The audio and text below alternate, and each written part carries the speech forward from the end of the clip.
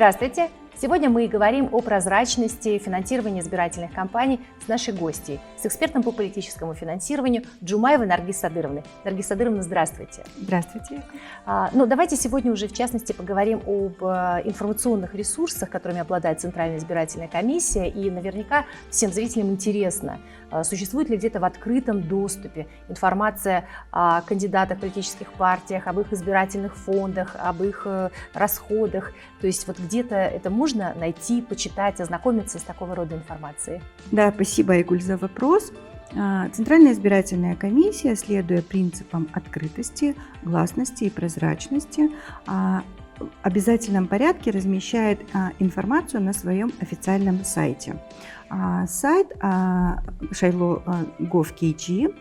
Обязательному размещению на официальном сайте ЦИК подлежит информация касательно движения денежных средств по избирательному фонду кандидата и политической партии. То есть, в частности, размещаются финансовые отчеты по поступлениям и расходованиям средств кандидатов политических партий по их избирательным фондам, банковская выписка по установленной форме, которая отражает поступление и расходование средств по специальным счетам избирательного фонда кандидата политической партии.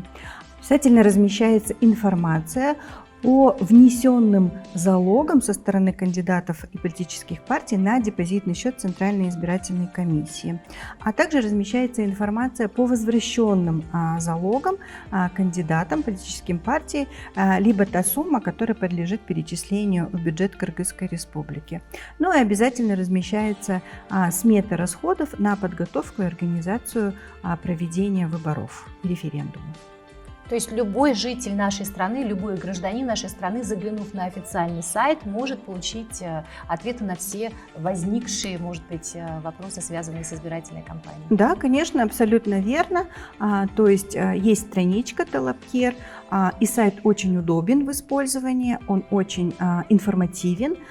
И на данном сайте любой избиратель может для себя найти всю интересующую его информацию касательно как выборного процесса в целом, так и финансирования избирательных фондов кандидатов и политических партий. Это чудесно. Большое спасибо за сегодняшнюю интересную и содержательную беседу. Спасибо. Благодарю вас за этот разговор.